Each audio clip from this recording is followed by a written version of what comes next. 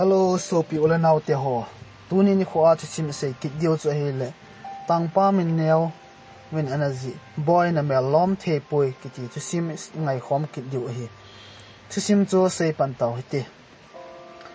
Le na wang kho sung sen ne wa pat ka bol na le. Loi le pai chang to lam tol ka kai na mon da a sing sung mi te kinep na bulin sa dingin. Lungleng pumin ka pot po khop se chu hin ki po in ka thiam zil na mon ding chu ka hin zun tai chun le zo lai gilga khat se ka hin no le pa lung sit le ngai lut pen ka hi ji chun no le pa ang lum lai da thla khalo ke dingin ka thiam zil na mon chu lung hel na le chun no thlangai na mun ana hi tai hin la mi him te mit vet a pasal thing se le class 10 sim aki hi ta ji chun ka za ahung cha thim tan a hi le gu thima nu ngaya ti to na cho hal chu ka hin ngatai in bahar a ka hin in sung chu a kham khamin mi ve thei chu aki hinan hi zong le lam ka in mun nei lo ka hi ji uchun insanin ka hung umi school kai patil a hi ji in ka tha jong anom pon chuna bana ka pa se pai transfer amuzi a school danga kona hung ki transfer ka hi ji chun loile gol zong ka nei nai pui phat si in mi chan ve chu ka kin ahungi tan ne thei ho nei zong leng loile pai ka nei lo ji chun school a chun ka ne nom ji pon ka le na wang khomuna ka loile pai ho chu ka gel do jin ka lung hel ji tle kami hi na mi kam tam lo le mi ho pi nom lo ka hi ta ji chun mila ka da do ngam pon changkhat pu hin kho chu lakhat ho ka hin mangi jin ka khat vai ma thim ta cycle ka tola skula dinga ka chi so le alto car khat ka velanga konin ahung hlai phi akito chetin ka cycle mailang chu ain phukatan a hi le ki jong ka kitang hlutan mi tam na la a hi lo ji chun hi che car chu a hlai mangzel tai ki jong ima ka ti lo danin ka ki hen ka din do ki got le ka kiang na ka hin san ka ding thei ta pun hitia chu ka ki mo sip den le ka school uniform ma ki wan nume khat in a hin gal mo chun ahung hlai zelin ka vet le veng sung khana ka khom pi ka classmate ho khat wa boy chu an hitan ki jong ima hello danin ka omin a hele ke ting zo si chu ka cycle keng leng de chun aphung do in a hi chun ke inop le da thu lovin ka kyang chu a hin thamin ka toka monglang them khat khlep to le thi san na dim tan amit hungdul lapin ken jong ka vet le na ka hin sa che in hiti chun aman jong hanger chief kang set chun a hin thi ngimin akanin cycle chu anai wel in khana aman ga koi do in school kai ding don to lovin in langa ele pui tai pung ka vet le 8:10 am a hitan ken jong wa boy chi zung na vai ge tai ni bui pi na le ni kho sa na ho zalin na chunga ka ke pa e tu ni chun nang ana hi la chun I ka ti ding se the hello ipi akale sa zo ding hitam ka ti le aman jong ki phalam ta en classmate hi lo hai chula ipi na ki phatlam ham thangcha tu ni ke kaida tan te a kho he heti hin na da thleng na kho se khale tu asanga na boi che ding hi za ke man tu ni chu na pi ta ni na no le na pa jang lo hi za na a hin tin ka ke phatlam che in school chi dia ka zor zor wangin anu mong pon kan lang ka sei ta pui e kho sa dan ho chu ka vel ni danga bon ki ho pi kha lowa I ti dana he panga he e boi pi he de o tin ka dat mo hle chu zo chom khat zowin ka pa ho fan ka bolin e lin thla lang thimin ahung vai hlungun wa boy jong om na lajin kanun koi ham tin e dongin kanang thil dan ho chu ka sei pi le kanu chun wa boy ko ma chun ki pa thu a sei chim thei ta pon amani a kheu thlonin ke le ka pa jong ka kheu lim thlonin e le hostel seeding 80 tawin ka chi su tawe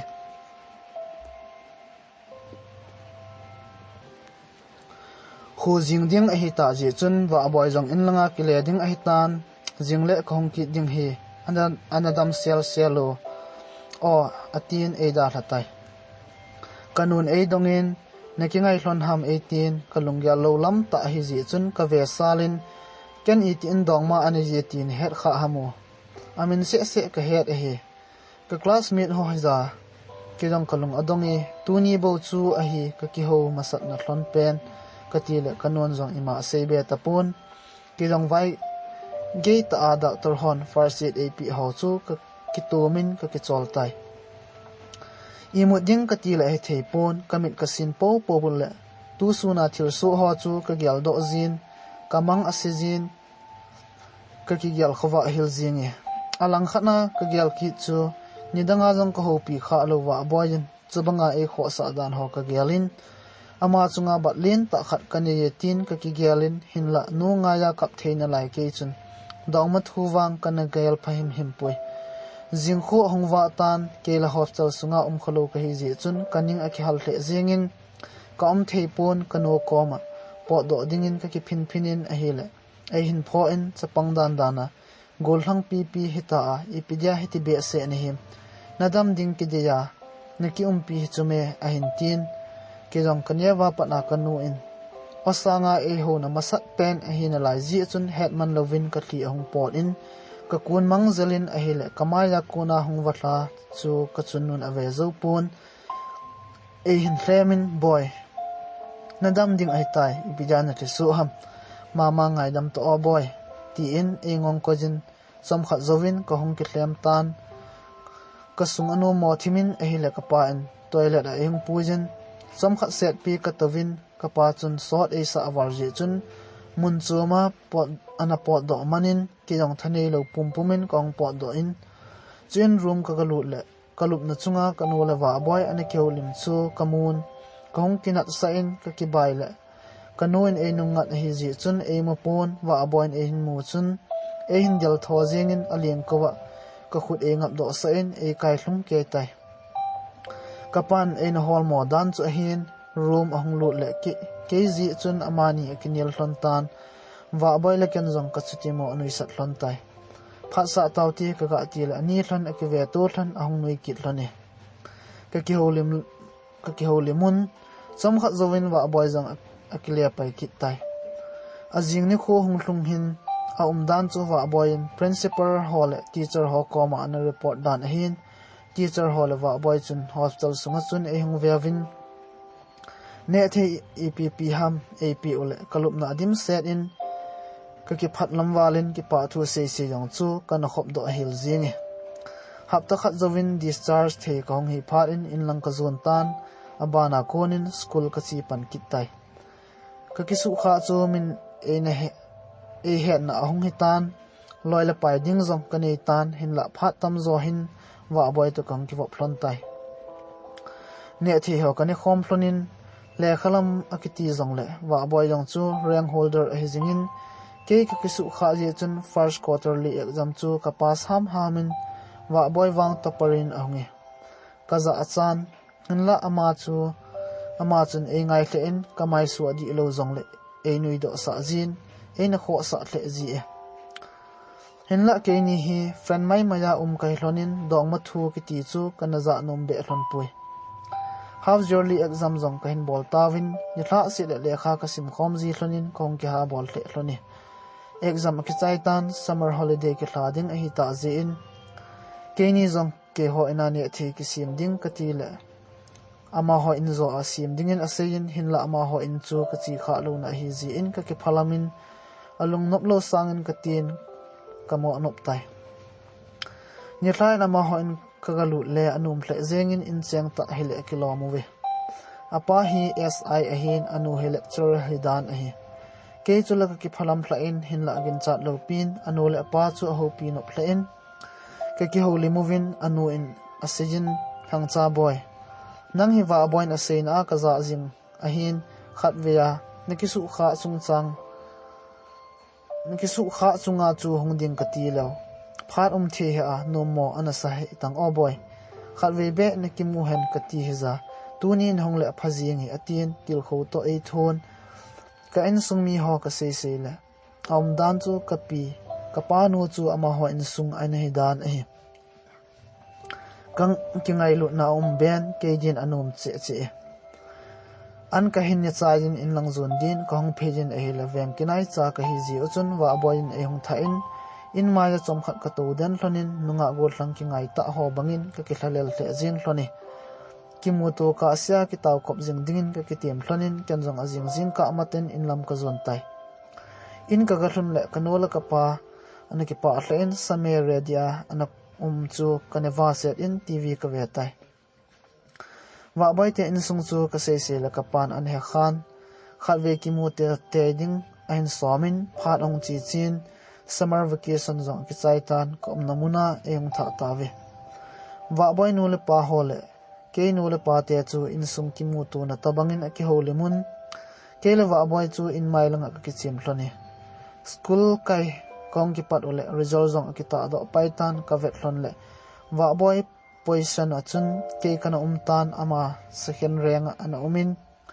ka ki phalam thimin hinla wa boy nang pass ilop di hi tin kentin ani the ini sain lekha simpon thodingin kong ki til kho ki hlon tai class 10 ka sim sung hlon chon ki ngai lo tan hin kho kamang hlonin emu zo siwin aki ngajin e kwajun alang khata wa boy jang mi mel hoi ta le pasal mit la mingo a hi ji chun azol atam hlen hin la malung thima hiche chu ana cheng pui first rank chu kong ki chu to pe hlonin teacher hon jang e ngai lo thei hle ve headman lovin Christmas holiday hong ki hla ki ding a hitan keini ka ki khan ding kun hlonin give khat ka ki pitu hlonin Christmas song ka hin mang chai ki tawe kumkit metric exam boarding ki hi phat in camping a ka hong tawin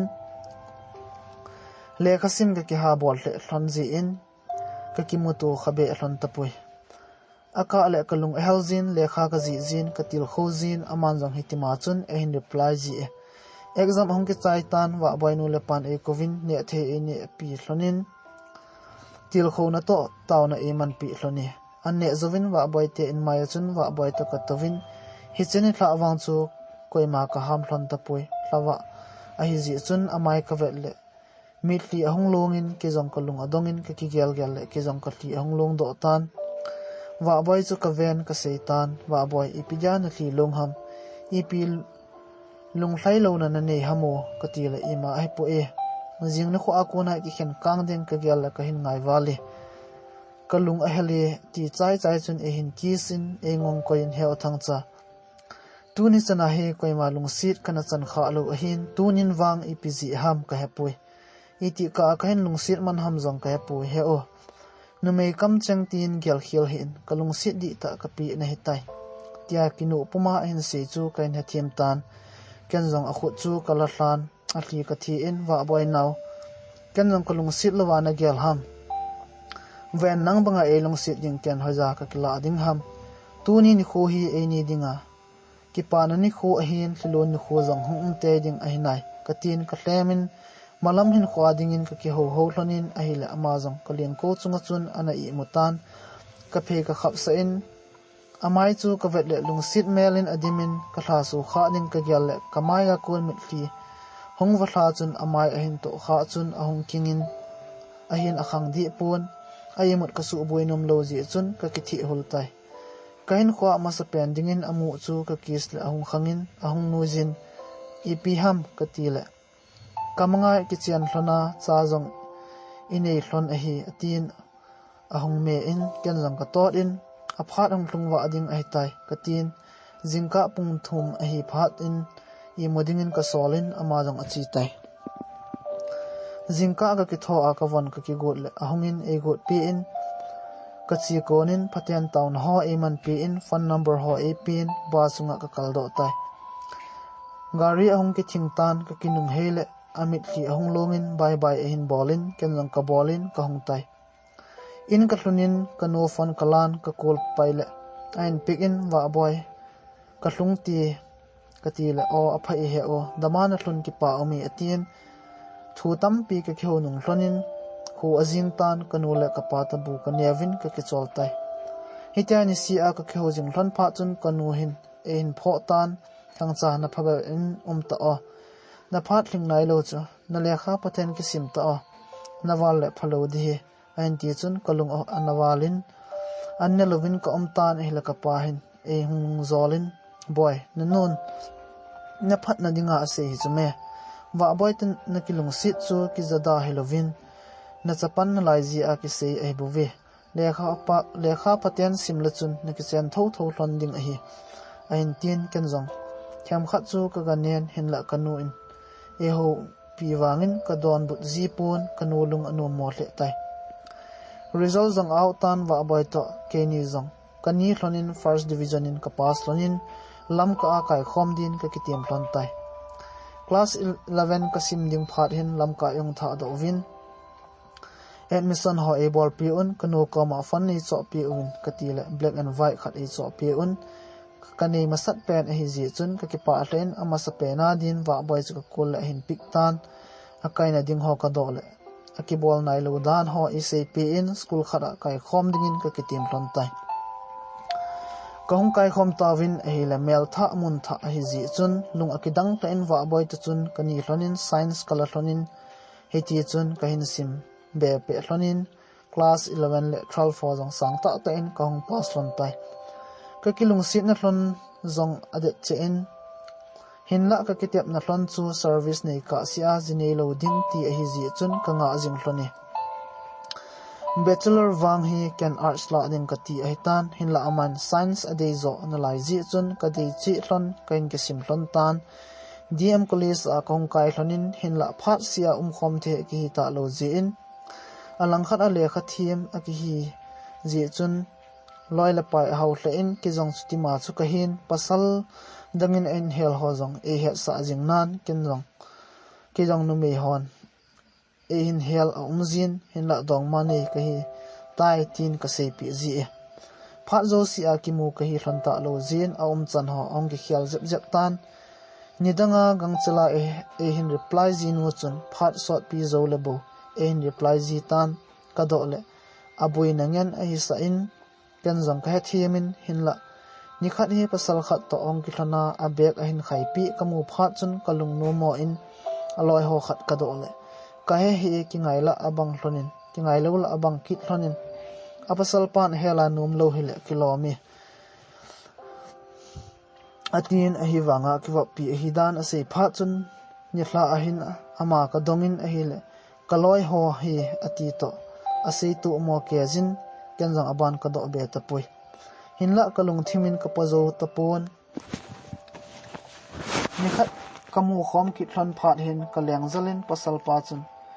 ko ma chun na ki ngai hlon ham tin ka dongin a hi le ke tho tain ei don but in ei la ka ngai da walin asang khola ka mat lawa boin e kai don khat ve e bengin a chi mang hlon tai gel le kalai na walin ka thang zong ahung tomin hinla kana kitep na hlon wang aman mil ta zong le ken ka hai mil the pui aji chu kalung sit na kana pi chu hinlai dam sunga dinga kana pi kha ji in hiti homai mai ji a kalung sit na man sa ding chu kana gel thei di pui le khalama kalung alut tapon ep zong le chaina dingin ki ho pi hen ka tin ni khat message akaji in kalung sit wa boy sen newa kona kilung sit e ni ija tunya hitia kilung sit na hi hui banga leng mang jing ding hitam hian ding nei god a hi ta zong le kam changa kheu tu masat a phai lo ham ka khil na ep ham nei se po hiti dingin boy na mel lom pui nun lui khan kho cheng hin gel do ki o ilal sa thim chu cheng ho mil dia lom mong hinam ke su khil ji hemai ta hen hong ki le kin no boy ka nga jing ye tin ka senin a hil a reply ta pon ka call zong le pick up ta poi phat sot pi hitia phat chun ken jong hebanga min e lung sit lo a hile mil tangi ka tin ama mil na ding lung gel ka nei tai kaloi ka pai ho to kong ki wop jingin zanwati ho ka hin bol pantan hile them khat chu ka hin mil zep zep tai atam zo ina ka gi khabe tapon ka ina zan khat be ki gi hen ka ti a ina chi ding ka ki sa le kaloi pa mamang te in get ka khial chet le kanung langa konin mi khan a pen ta komin e hin bun hlu in ki jong ka king valen gang chila ka din do a koin him ka ti la mil dia kan gyal sa kalung sit wa boy chu adong ma pa khai pu in eng bol dia aloi ho to hin dela amaya ti san ma chu ka vel le ka vo zang anavalin a khut ka tu in kanung langa ka din sa tan ken long khai po holoi chu ka khut chalin ka ko in akingap cha na umule hongovin katila khat hong leng phejin akyang ahin lap chu kamana a op phang ka hlo pi le hai but tapun alam kai pau khai pu chu alol kamanin nalung sit le ipidia hitani gan thei sa ham ken I chan giza ka I hi hello ha nangin ki chepna na man gut ham bazara doli ki zu tabang na hi sa ham zongsan chunga ki chim sinom na hi le na ule na naw na mei ho chunga khon ki chim tang ka tin asu to ape ka kopin ka dalmang tai ken zong ki le he lowa ka chi pai pai le wa boy chun ki so pumin e kovin u ke thep mo ji a hi chan hi hlung a hi na anga kamul photai na ngai dam na changzo lo ding hi zong lang a chai na ding be en ka tu se ho hi ne ngai pi u atin ken zong lai nat wal ji chun na ko ma thuzo ka za be nom am tapui ki le tan a ki chai sa hi tai katia ka chi ki got le ka kyang atu in asuti ka den tan ka ve zo di pun ka kai dingin ni pi ham sejin ka til he o ken nang milding ka ti zong ai pui khai pu to zong a ki ngai za ni koi wangin ai pui I chan gya ne lung sit ham tia nalung ka vet ki got le tu hin ke zo ka le gen the zo tai u ne ngai da mo ken zong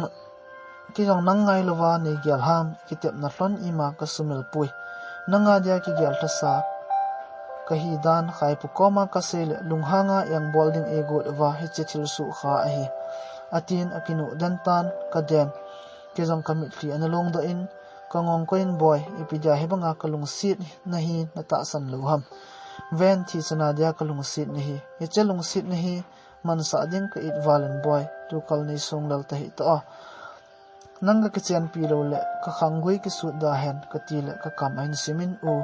ipidia chi chu na se ham ven a phat hlim nai pui hi zong le ki tep na ka nga le het man lowa khai pohon e mat thei kit diu hi ka gel le ka ki chawa le u nagel thele nei ki pui jeng tan ati chu ka gel le ke dinga ki gel ha ke dia ki gel tha sa a hi kan hedo tan hingi jing le kong ki pui ding na hi tai ka tin om namun chan ka ga tha tai zanin ka ki gelin graduate hi zo ngal ding ham ka ti le wa boy ka thla su ki ding ha sa ka san thu dan ho chu kanu ka se pel hong peng za tan to na jine po po le in sungan hin puilu thelo ding he no tia zong ne ko lo ding he chen sunga kuna ima namu pha ding anakinem he in atin e bengin mol khan e zeb in chunnu khut gu ne khalo pan ka hin ne tan kalai na walin ka ti so pumin kanu koma dil su pumin ka taw tho tan mama he chebo hi ne ngai pi o nanop le ne von nanop le ne zebin mama wa boy jing le ka hin ki ka ki pui lo le ka thla so ding ai tai ka ti le ka ti so ve ngam lo ka no chun e ngong koin ka se ngai tango boy jine hi no ma na bol ham ka se ngai lowa chi ding hi ta jong la boy damin chi in lang hi chi sang nga hi ki pu in lang boy napan zale lung hanga in sunga na lu sa lo diu ding ka het hi isang chun hin na thei the ana ki hol thon tan chi tan boy tin e vai thla in ken jong mama ka tin ka ngong ko in wa boy na chu ka hin pha hin ama jong abek neu khat to na umin ka vel le inteni kho chu hoi ka sadi sen e hin ven ahong nui le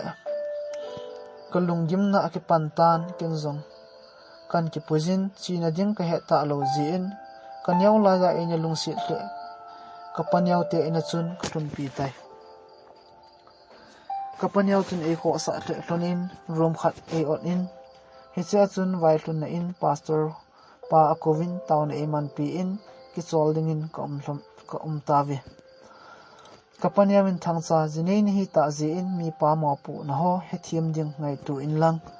na ji na cha wa zo ding in na tha ji in tin e hilin ka chol ding ka ti le ka i mu thei pon wa boyin e dongin ka dale kanung lang ave chu kanun e jep na ho chu amun a thisu en ku ki ja hi bangan the na thu ham ni ngai da mu na tin a hin zur in kamai a hin kis in e le ken jong ka tu sit in kanunga ana ho chu ka jen sa in hin khuwa kana nga jing hlon lungtup lin pen chu mor sho dingin ki chol dingin ka i mu hlon tai kenjong azinga pan na to din ka ki holin kapaniaw nung chu ka zujin sumle pai themin ka in holin wa boy chu primary school teacher in apangin hin theinan ka hlon tai lakha zovin exam ka bolin graduate chai ka hitan hezong le to mun mu zo ding ka hipui langkhat awa boy no le paten ke ni kitchen aza dale ke no le pa a hi kit le ke ni ding chun zatlang hin khoman ding chu thilha sa a hi hinla sunday kai khom devotion ti hole hin sungmai cham a katha se hlon pun pathin koma no le pate lung ki heina dingin ka taujing hloni kana to na ho chu khut thahat ngena ki bol hi zi in kanewa kona ka bol kha lo ngen hi zi chun ka khut chu adulin na ka sakhe in zanwa boin agent jin in sunga ding hi ta ji chun thanom ta in ka tong jin ni khat wa boy to ki ko hlonin graduate la kai tan service kat be del ding ka til ahung nomin MPSC SSC chule UPSC exam ho ka la le ka ga bor jin hinla sum hat a bolding ngen hi ji chun a ki zo ji pui gan thei lai ta hi zong le wang phat ti dhamin wa boin pathin phat theinan naw ma sa pen ding chu a hin wop tan hin la tu chanin ki in lut lo lai ka hi hloni wa boy chun naham atong ki gojin ka za da jin ken na bol ding ho chu bol na nge ka tin ka bol sa ji pui hin la ka lung sit wal ri chun nom ta en ka ki chor sa in sun le skula a chi chu a jinge nikhat hi na ka ki chor pet hin chapang khat in le khat e hung pin ka sim le Indian government akun IAS exam ka pass dan hin ka to muna tong dia calling letter chu hitan kenjong ni hlung kal ka nga lel walin wa boy hung hlungin jingle phaya kin khat kani tidanin ka kilemin I madang ka sepi bepun hi chun sumsang khat to egon pe in azing khowain infal ka deltai office ding mun ka gatlun chun simple ta ki wan ka hi wangin security ho khan e hin mu chun ena headset in ahong ding do in salam e bolin akyang to a hin ta chu pathin hinga ki pa thu ka sein ka chamber sunga chun kadam sunga officer chera ka to masat pen ni ahong hitai kia dinga ka bodyguard ding pa chun ka quarter ding hall ka gari ding ho e ve sign ken in langa ka ji ka ki pui ngai ding a hi ka ti pi le gari and start in sar twai chi ding a hi e an ti chun ka kholongo ka zon tai wa boy school ni ki khen nai pun ka chi le class ala lai ta na hin kalunin a khuda ka kai do in I pithu ham e do wangin chip sen ka kain a hel alung dong walin von ho gongin tuni phailang iki chaw ding a tai ka ti le ka thu nil nom lo manin a hin gongin gari ang ki start tan ka to den hlan tai aman jong koi gari ham u en ti chun infal east a DC pagari hi ka ti pi lungdong ten en dong be en itida na helaya eni ito kha ham a hin tikit in kenjong ka ga khoyen DC pa hi nei pu hi ka ti pi la lungdong ta in chom khat e hin ven chu zovin ko oba amai angamin ki pana phundo nan akap za jing tai ka hlemin ka ga thun chun quarter jong chu anum hla in kenjong ajing ni kho a konin ka service ken ki bol pan tai hin khoman anum hle tan kan ngal jing hlon naw chamel mu ding zong hap ta khat hambo awat tai aloi nu hat nyaw zong doctor anahin rim hospitali anatong hi ji chun anum hlain keini hin kho ki khial dan chu adat mo hle jingin ka kimu tu chu ka kita san tu ko ampovi naw nei phat ongitan hin la ke chu kana to namun gang chala da la thelo aki hi ji chun ka sot tol le pa ka solin hospital chun a hlai le in apange fon ong mang ahong mat chenin hongloin ti chu a hijingin ka boidan ho ka sele a phadom jin abana ahonging mat chet kitan kala le ka sol le pan sar nong lowa kho ai tai antin kenjong iti ham sen ka tile doctor hat nyaw ta ekho sen he chun doctorin iti ham ka tile hat nyawin zo sar thang cha na cha na ki hlen ding ham ole na in nei pi na ki hlen ding ham tin e hin dong tan Saying Halloween ka office sunga chun kanamo hlu dan tai ka phona thu ki sei ho chu kana zata pun hinla hospital lang nga ho chu hi chi thu do chu wa boy na dong tawin o he ka den acha hin khu it warzi in kai lai ka sen ang kwen le sit hin khu na phaltan operation akisai tan ki jong ka sol le pa in ko namuna kun hostel e pollutin kong phat dom chun kanai kanaw wa boy na lang chu ka del tai kaga thun le alai cha ding kun cha anahitan akoma naw sen ke ni dia pathin ap hlon laigil ga masapen na mei chu ka vet le ki pa anin elo dimin ka pomin ka chopin anu mel apule zinge amel hoilen anu ka hin hol akoma oxygen ki tu pia I mu chu kamun hil naw sen chu ka I mu sa kinin ka naw wa boy chu ka hopin naw kong hlung tai ka til apaw ngap tapun ka ki het til lai hlona athu se ho ban chan ka hin gel do in ka ve zo tapun chubanga mel hoi ka ve chimzo lo chu amai na du de tan kanu gui hong bingin ka thla di phanin washroom ka dalin a hlembe naw chaga bangin ka kap ni cham khat zovin room ka lut in kanai phejin naw nadam ding a hitai katil ahong kinu in a hli hong so in thu a sei nom hi khe ji chun amu a ki koi oxygen sim thu ki bu pi chu kalado in amaya lun hli puma hin sein o chung pathin gun sa hi la se in nei long si no hi ke din a phaset tai hi bang zipha e pi atwa hin lampi chan e hlut thei pathin ka thang vai o kanung tiang anakap hin ka thla leng vai khan ti nei ngai bangin ka hin ngai jing nai ti gel do jingin lang ati chun ahong kap in ka ve zo tapun akam ka sip pi in boy ija he cho chu na se ham se ta hin boy ndam ding a hi ven nang lova ke iti ka hin zo ding ham naw chan na ang lum lai a na pom ding nga la khula boy nungim hi in tia ka hlep lung mung wangin a hin khu le si ada thla ding a ki het aman wang e don but pun ase ban azamin o kalai gil ma masapian hi zong le ka anga pom thilo dinga laitan ka hitai hin thasi sa hi be en amaya lun li na hin lun sa le achun nu lun li in anangai tun lang o kamela namu zinga chung pathin in nagon pi zo hitan ti na ven tunin kele si da thading ka hitan thasi na mit li hong long hi in o naw cha hin anu ain holte ding ahin numeya ding wang ka ngai ngam pui o neilung sile ka tu se ne ngai pi in lang ka chanu no hi ding le ke pan namun lo dingin kaloi ngai pen hat nyau hi na ke vet in Christine in sungnom hin sim do hlonin lang he chanaw sen hi chaga hin kho hin man sa hi be ona tia ase puma ke khut le hat nyau khut koi khom zovin le si na mu ki talodin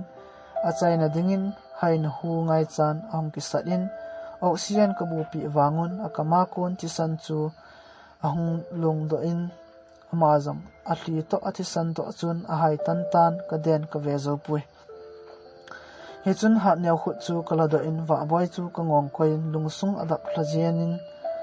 seining ka hewa pon thip chen hai lo be in ka koi man chit in chu zo chom khat zo in ka mi a kon mi ti hong lung do in sen lai naw bang ka kap tai kanom pui idia tua nei da hla jing ding ham boy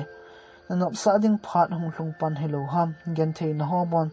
thu chai ta tua idia na to ga ki san man lo ding na him nei ho tango na da hla pungi nei ti hello ham thawo boy naw sen akap mi anu hin hol le iti ka ve zo ding ham gen thei hin khomang dia nei da hla jing hamo napal lai ni achom wale chung pathian zong ki oi sam pon ti amel moding nga alal jing naw cha khun koi heno ati ding ham ija chaga hin kho mangdia na phal ham thovin boy na mel lom thei pui tin ka kalai ka bang thei tapun hi chun naw sen chu ha newin apomin ehung hlemin ken wang ka naw da hla ding ka nom tapui sam khat zovin thilong podo din in sung mi ha kanola ka pa chule wa boy nu le pa ho hong chun ka hla se walin kanaw wa boy lung dam sa chu ka itai nang ho koi ni ham ipla ki kyal ni ham casino in no le pa nei pon kan zong kanu le ka pa koi ham ka hapoi ki po do gang chelun nam sot leo zila ka koi diu na hi vi ka ti le hat nyau chun ei khamin ka gel le ka thla sewalin kanaw long dam sa thoki talo ding chunga chun kitim zo talowin lon hli akang thei tapoi kanon eng hlemin a khut ka sa hla pi le kanu zong ong kapin boy nanu le na pa silung mor ji hi nei ngai dam hlonin tia ka kyang bula taw chu ka ve zo pon ka kai thole ban chun ka koma ngai dam thum to kanaw wa bai lung dam sa chu aka pi tawe in langa pu do ading a hitan keila angol bangin annelo tuidon lovin ka omtan koiman e sol do zo tapui ki in lut nai lawa voi jing chu hi theilo ji in ama omlo nung hi tazong le ki in lut a chu e nei pi un e hlamunovin hinla kolunga i ma cha the him tapui kana wa boy jong thikung sunga a hin lup sa chu ka gel le ka kingai lai hlona ka ang lai lunga ka ang laya lungmung sela alup zan chu kamit hlan kamun hele ka thla siwalin ka ding ka ti jong le tha ka nei tapun kamit li achati lon dan tai azan khang kim ai tan jingna kho a ko na kamu ki ta lo ding ka gel ka pazo pon ka kingai ni thla hlona ama sapena amai ekis chu ken ama chaina dingin kamina mitli tanglo hil chuto ka kis le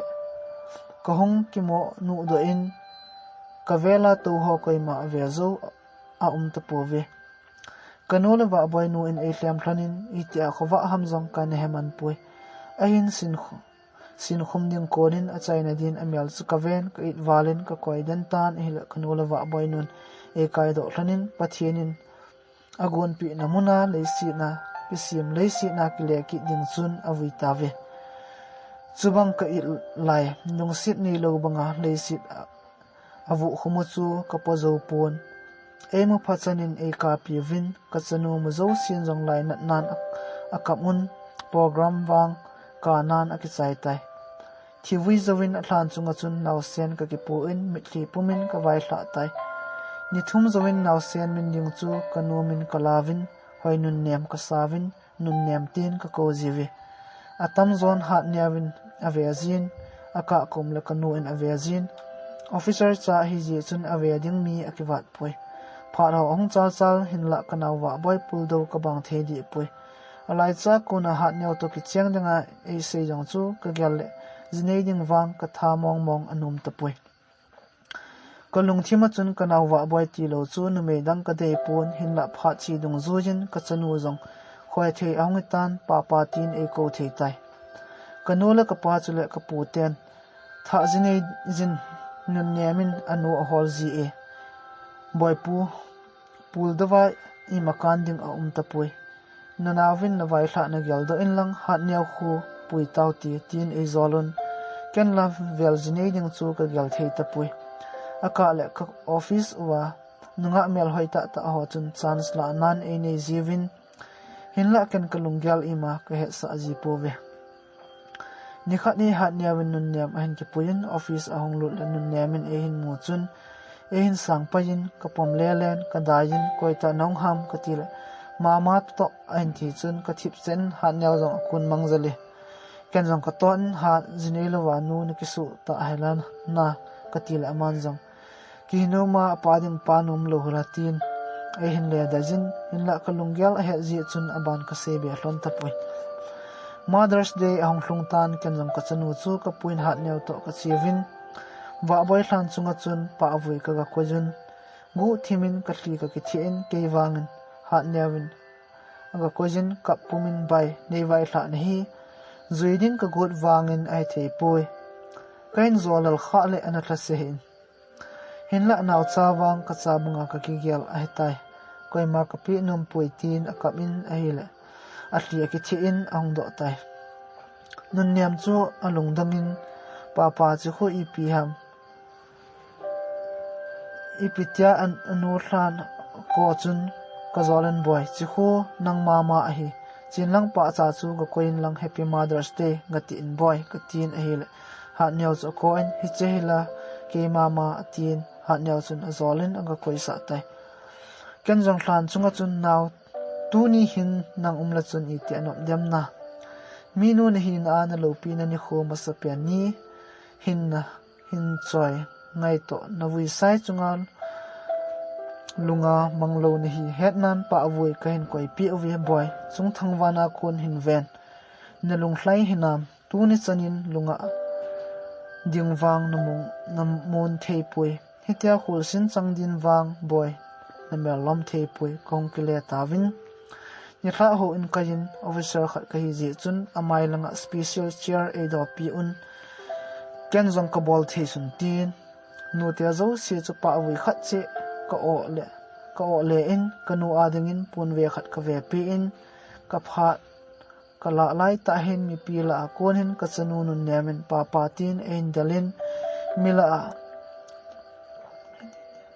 ke teni pa cha chu kongke pom hlon tan hi chun microphone chu atu in ka pe le hi ti hin an sei tai